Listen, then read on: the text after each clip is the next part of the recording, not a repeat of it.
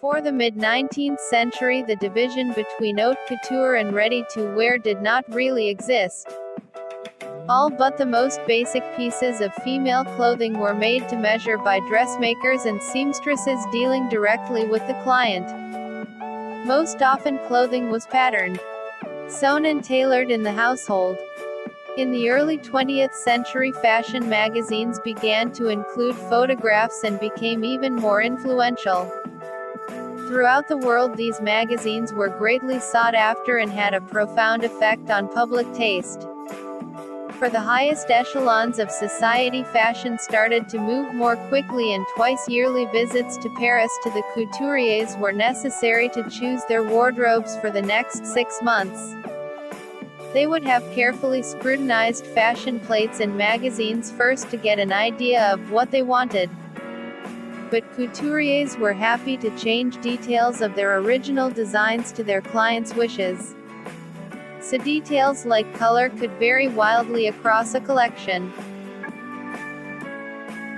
Towards the end of the century, the phenomenon of ready-to-wear clothes in a range of standard sizes had been introduced, and shopping for clothes became a fashionable activity.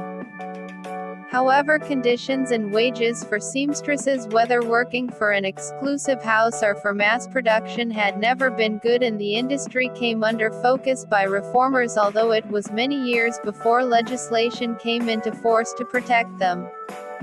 As well as smaller shops, there were department stores like Harrods and Debenham and Freebody. Selfridge's department store opened in London in 1909, and it sold not only ready-to-wear clothes but gloves, accessories, and quite shocking things like underclothes and cosmetics quite openly.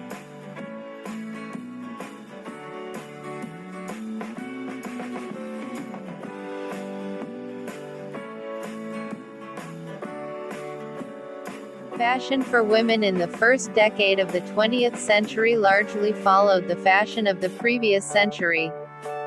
The highly structured silhouette of the Gibson girl was still popular at the beginning of the decade. Women moving out of the Victorian era and into the Edwardian era were starting to dress for a more active lifestyle. The evolving times brought a new fashion trend known as the New Woman. Active lives required less constricting clothing and required simpler and more streamlined clothing. The New Woman was highly encouraged by women's suffrage. Women that identified with this fashion movement were the type of women that were beginning to venture out of maintaining the domestic circle and begin to pursue higher education, office jobs, and participating in active outdoor sports.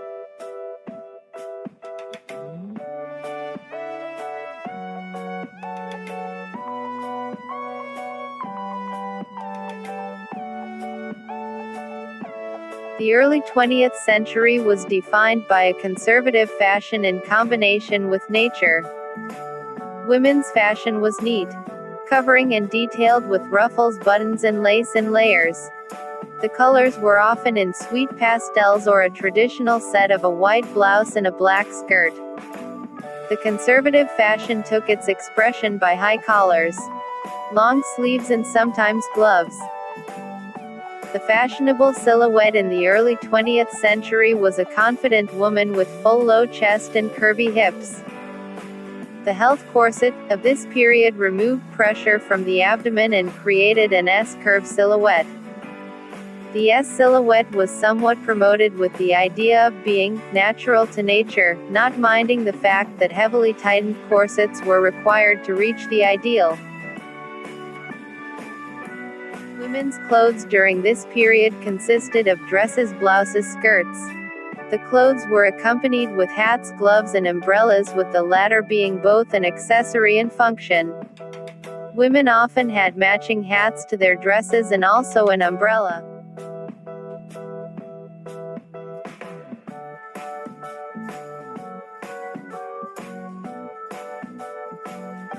A wealthy woman would have many changes of clothes throughout the day to suit every occasion.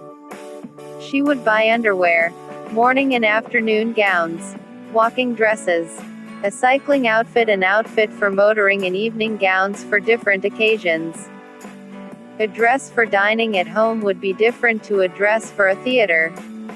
Perhaps ball gowns and gowns for special occasions like a wedding or ascot. And of course accessories. Handkerchiefs, gloves, hats, bags, a slender umbrella or walking stick and coats to go with each. The bustle of the dress meant that a coat could not always fit over them, and so the mantle, a loose cloak coat, went with this. The middle-class woman would have as many of these variations as she could afford. And a working-class woman might just have one weekday dress and her Sunday best, which she was often married in as well. On the whole, fabrics for the poor were linens, the middle class had cotton, and the rich wore silk and fine cotton. The first of day outfits, usually a tailored morning outfit which you could wear out for shopping or meeting a friend. This normally consisted of a smart blouse and a gored skirt combination worn with a jacket during the colder months. The popular day outfit combination was the matching of a high-necked white or pale cotton blouse with a dark tight-fitting aligned gored skirt reaching from the ankle to just below the bust. Some skirts were also stitched in corselet fashion from the waist to below the breasts. Modesty was emphasized with day dresses covering the body from the neck to the floor and long sleeves covering the arms. Skirts were bell-shaped and lace was a popular decoration. For those who couldn't afford lace, Irish crochet was a good alternative.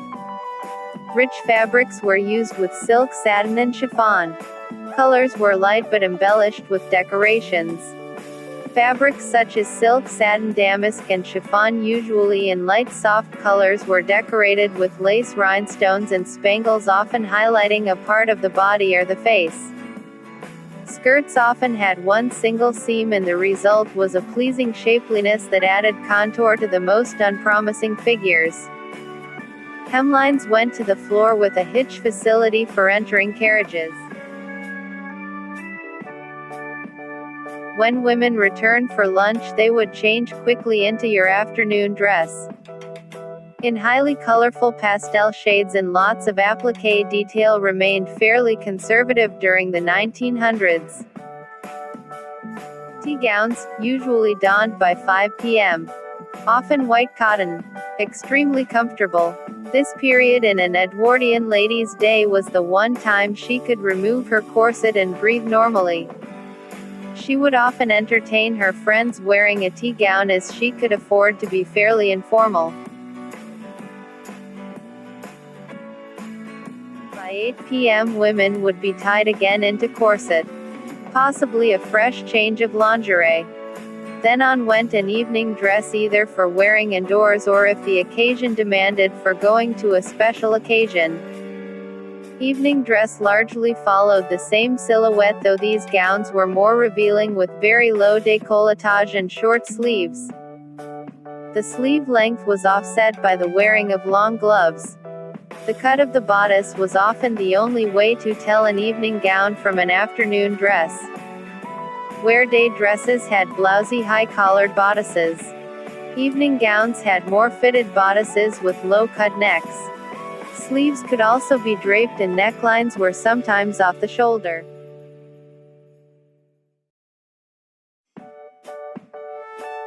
While the wealthy woman wore the extravagantly decorated styles of the 1900s, many women were beginning to work outside the home. These women needed something more practical to wear, and this came in the form of the tailor-made. These suits were introduced in the late 1800s, and both working and wealthy wore them in the 1900s. Even rich women wore tailor-mades in the country or when traveling. The suits allowed women to change the bodice or the blouse while keeping the skirt, an economic way to stay fashionable. Even though the early years of the 20th century owed its fashion to the centuries before, the leading star of the decade would be Paul Poiret that would open up for the fashion we have today. In 1908, a new silhouette emerged from Calot-Serres Vionnet at the House of Doucet. And most importantly, Paul Poiret. A fashion liberated from societal norms, conservatism and outdated views of women's role as pretty before able. Poiret released women from corsets and opened up for the silhouette of the empire fashion again. With inspiration from East Asia, he introduced bright colors, patterns, and clothes to Western fashion. He also launched runway shows. Perfumes. The concept of a fashion house and collections with a storyline. He didn't only consider himself to be the king of fashion. He kind of was too. The styles were variously called merveilleux. Directoire. An empire after the fashions of the turn of the 19th century, which they resembled in their narrow skirts and raised waistlines. The new styles featured form-fitting gowns with high or undefined waists, or ankle-length skirts and long tunic-like jackets, and required a different, straight-line corset. The Maison Redfern, founded by the English tailor John Redfern, was the first fashion house to offer women's sportswear and tailored suits based on their male counterparts. And his practical and soberly elegant garments soon became indispensable to the wardrobes of well-dressed women.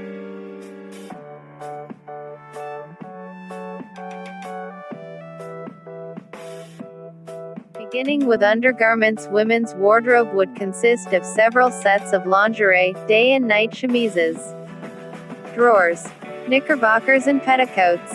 The first layer were the underclothes, usually made of fine cotton lawn embroidered with white work, either chemise for the top half, then open drawers or knickerbockers below, or combinations, which were the two joined together, made the first layer.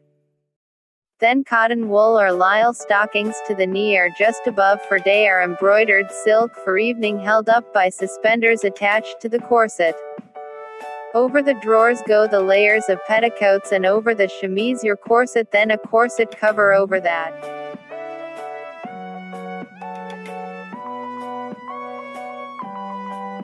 To stay warm in bitter cold winters, women would wear a variety of capes, cloaks, coats, and jackets. From the early, long coats covered the entire dress, but were usually capes with or without big bell sleeves. Small fur-trimmed caplets were worn during sportier activities like ice skating.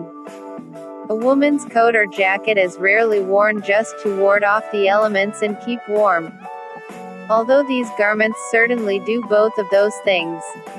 More than a means of covering up, they are as important to an outfit's overall fashion statement as the right dress pair of shoes or hat. At the beginning of the 1900s, some women's coats extended all the way to the calf at the back, but had open fronts to show off a matching vest as well as a coordinated dress, which was so long it dragged on the ground. Other coats were almost poncho-like, with enormous collars, equally large patch pockets, and puffy balloon sleeves. By 1905, with the increasing popularity of the automobile, the fashion-conscious woman began to seek pretty manteau automobiles or car coats for the autumn and winter. If it was a wet or snowy day, you might also wear a duster over your whole costume to keep the mud and grime off your clothing.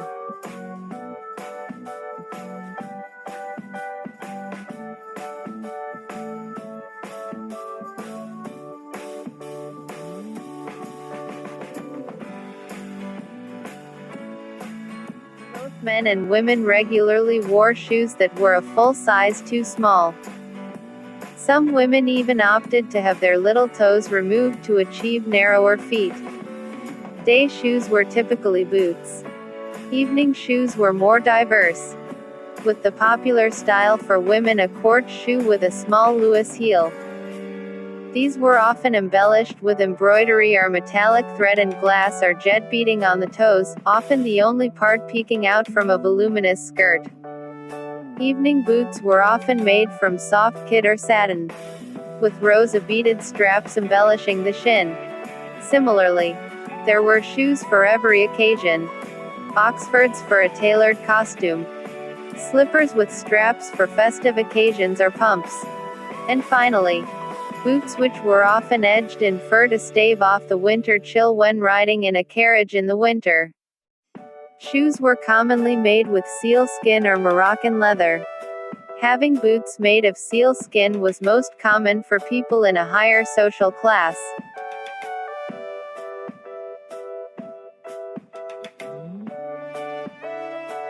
In the early Edwardian period, hats were a fashion accessory rather than a necessity. Most were kept fairly small, sitting on the top of the head atop a pile of hair. More masculine styles had begun to emerge during the 1890s. And some of these were still popular during this period. Women were seen wearing traditionally male styles such as the boater, or trilbies. Bonnets had grown out of style. And women preferred hats that soared above the head. Sometimes called three-story, or flower pots. Huge broad-brimmed hats were worn in mid-decade. Trimmed with masses of feathers and occasionally complete stuffed birds. Or decorated with ribbons and artificial flowers. Large hats were worn with evening wear. By the end of the decade, hats had smaller drooping brims that shaded the face and deep crowns. And the overall top-heavy effect remained.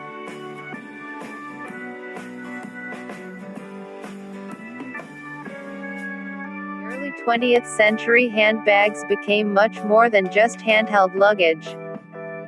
Working women who now started to be gone from home for longer periods of time could choose from different models, including larger handbags and purses. As women became more fashion-conscious, handbags became even more versatile and complex and were made to hold more items. The handbag thus became a trendy fashion accessory. Women selected bags that matched shoes or a dress. From this very period and up to now, designers have been experimenting and creating bags of various and the most incredible shapes and colors.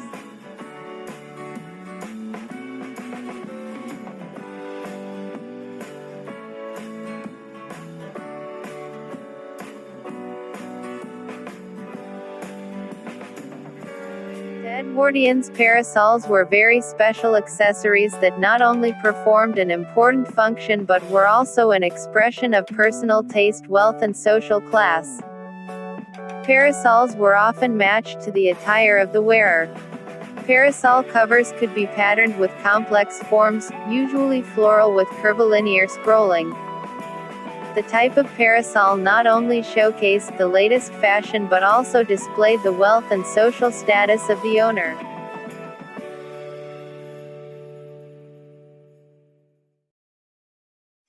During the Edwardian era, gloves were a popular fashion accessory. During the day, women wore leather or suede gloves that extended past their forearms. These gloves also typically featured rows of dainty buttons that extended from the wrist to beyond the elbow. Wearing ill-fitting gloves indicated you belonged in a lower class in society. In the evenings, Edwardian women wore lavish gloves made of silk, suede or leather, more formal in design. These evening gloves often extended all the way to a woman's bicep. These gloves also featured decorative embroidery or embellishments.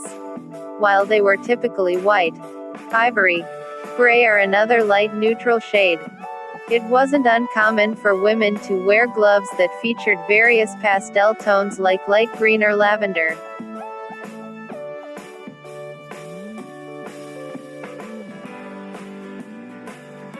Lace translated into platinum and diamonds. This is the phrase used to describe Edwardian jewelry. Diamonds were essential in the development of an Edwardian piece of jewelry, with many of these pieces being among the finest jewelry ever made. In 1903, the invention of the oxyacetylene torch that could reach the temperatures necessary to work with platinum allowed jewelry to be made solely from platinum. The bow, which is characteristically Victorian, took on a new meaning in the Edwardian period. Made of platinum and produced in a honeycomb pattern of fine mesh, the bow was used to match the delicate fabrics and hand embroidery worn by the rich.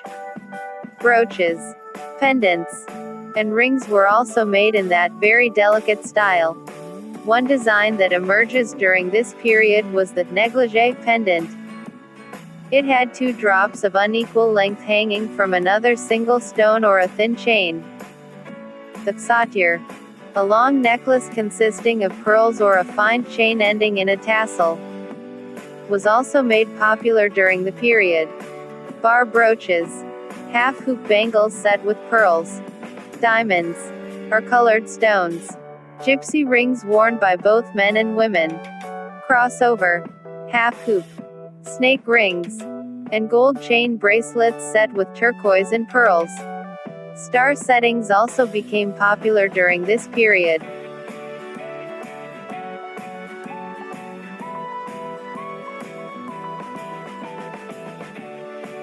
The popular hairstyles during the first decade of the 20th century were heavily influenced by Paris fashion. Interestingly enough, as clothing got smaller, hair got bigger. Volume was the theme throughout the period regardless of hair length. From the idealized beauty of the Gibson girl to the huge pompadours worn under enormous and elaborate hats, the Edwardian era was marked by big full hair. The signature hairstyle of the time was the pompadour, named after the Marquise de Pompadour, characterized by a high, rounded shape which curved away from the head. Hair could be straight or have a wave or curl. In order to achieve this voluminous shape, hair was backcombed or supported by either a wire frame or a matted pad. Most pads were made of horsehair or fabric. And by the end of the decade, synthetic hair had gained popularity due to advancements in chemistry. The popularity of the pompadour also fueled the craze for hair dyeing. Beauty writers emphasized that dark hair should be worn smooth and flat, while lighter hair should be worn more loosely with soft waves and curls. Many women tried to lighten their hair using natural products like herbs and lemons, or with some of the new hair dyes hitting the market. The pompadour was revived again as part of the Gibson girl look and continued to be in vogue until World War I. The Gibson girl, created by artist Charles Dana Gibson, who first featured her in his illustrations for Life magazine, was the turn-of-the-century cultural touchstone for women. Her signature style was a voluminous mound of wispy hair pulled up into a knot on the top of her head.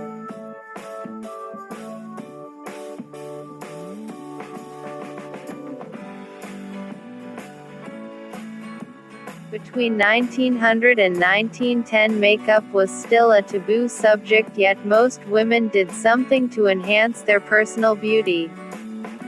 The beauty ideal was a very pale face and lightly flushed cheeks. A tan was not yet fashionable, as it signified someone who worked in the open fields. Soft, healthy skin was prized. Glossing lips, rouging cheeks, and powdering skin were performed by most young women on a daily basis. Most makeup was homemade, however some new brands were forming women's beauty products including makeup. Achieving the 1900s and 1910s makeup look is very easy, however finding good makeup is not.